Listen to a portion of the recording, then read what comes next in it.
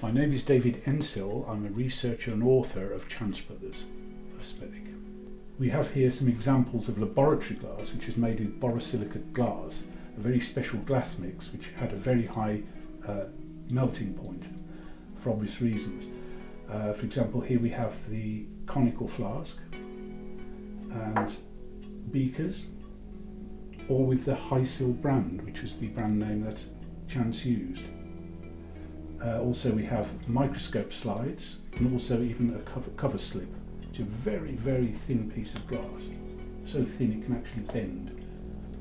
Here we have a piece of umbrock glass, optical glass, that was specially made in platinum crucibles, platinum lined crucibles. It had to be made over several days to make sure that no impurities existed, for example air bubbles, striations and any other sort of contaminations like inclusions. So this was branded Umbrock and was made during World War II in conjunction with Pilkington Brothers. The idea of the Umbrock Shadow Factory, as it was called, was in the event that Chance Brothers was bombed, then Pilkingtons could carry on making the optical glass. And in fact, as it turned out, Chance Brothers was bombed, although not severely, but badly enough. Moving on to the interchangeable glass syringe, which Chance made in 1947. These were very special because prior to this, the barrel and the body had to be kept together when they were being sterilised, and if they ever got mixed up, then the plunger would not fit the barrel properly. So the tolerances involved are incredibly small to make that work as a syringe without leaking. Next we move on to the rolled plate glass that Chance produced. This box is a tradesman's sample box and dates to about 1933.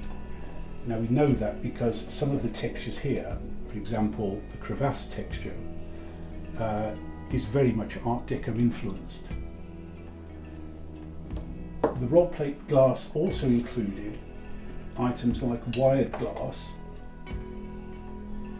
which was made specifically so that in the event of it breaking, it would not shatter into a million pieces, it would stay more or less integral with the wire,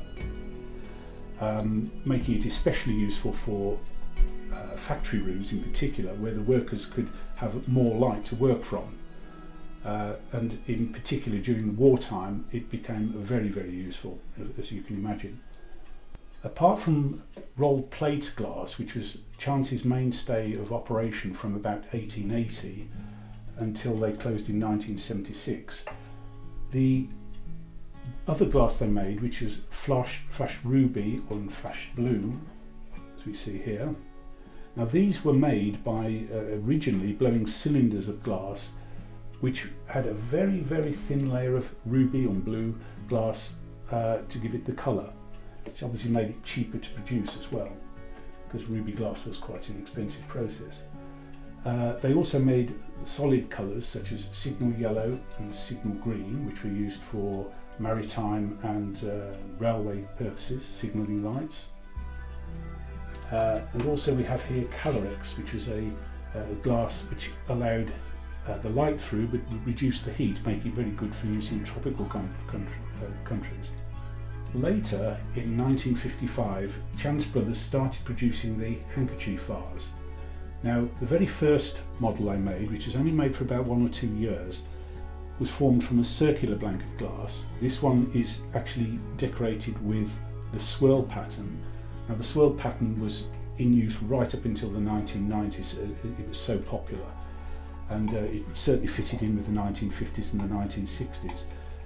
These were made, as I say, from a circular plate of glass, printed, and then placed onto a mould where it would slump to this shape. It would also fire the enamel paint onto the glass, so making it very tough. They also produced ruby glass, flash glass again. This is an example with a gold rim. And from 1955 or 56, they started producing square handkerchief vases formed from a square blank of glass. This in particular is called cut pearl, which is opal flash glass on top of clear, and then cut through to reveal the clear glass underneath. Again, it was slumped from a square piece of glass this time, heated up to about 650 degrees to make the glass malleable but not melted. Later glass, this one in particular, as we can see from the label, was made in about 1969. This was made again from textured glass. This is the Arctic texture. This is the 4-inch model and always denoted by the height, not the width or anything else. It's denoted by the height. Again, formed from a square piece of glass slumped over a former. Chance Brothers did not also commit itself to making lighthouse optics, but used the optical designs for other uses. This gives us an example of how the light would have been bent through this particular shape. This would have produced a parallel beam, much in the same style as a lighthouse optic. We know this is made by Chance Brothers because it has acid stamped on the side CB Limited 1944, and even the part number 199B. So this would have been made for wartime use to keep beams parallel but not actually shine outwards. If I had to pick any piece of Chance glass, then it would have to be, well, either the cut pearl handkerchief vase, very rare, purchased online,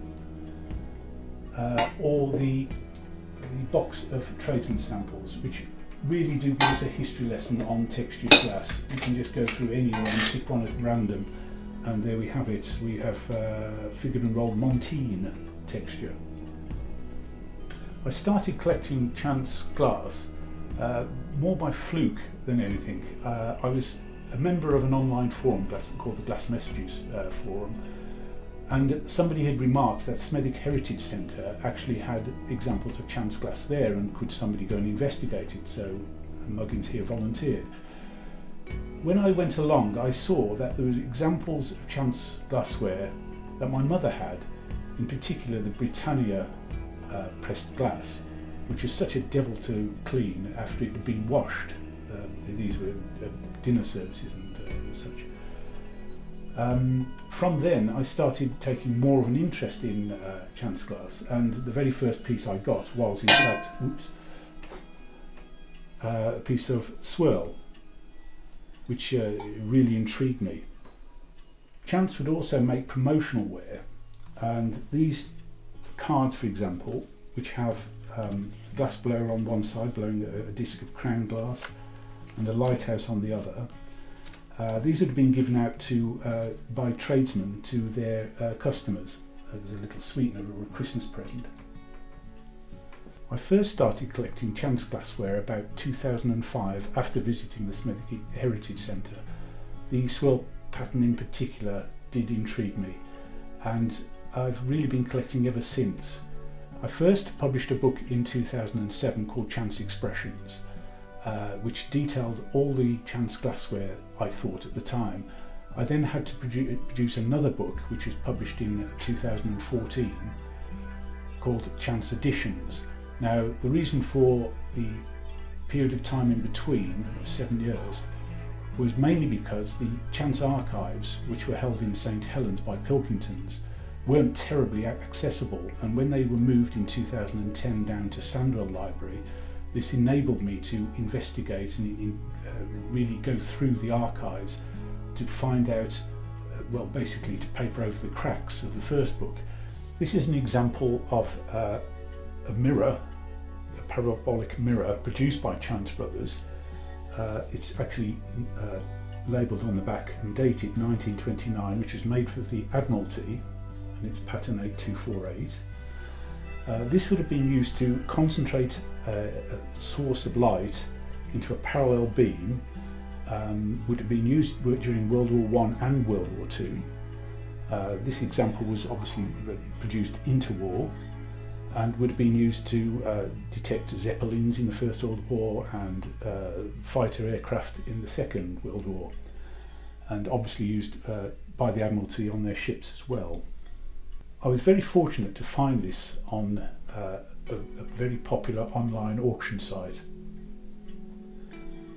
and it will be donated to the Smethwick Heritage Centre and the Glassworks Heritage Trust jointly. So I was very pleased to get hold of it and very pleased to donate it as well.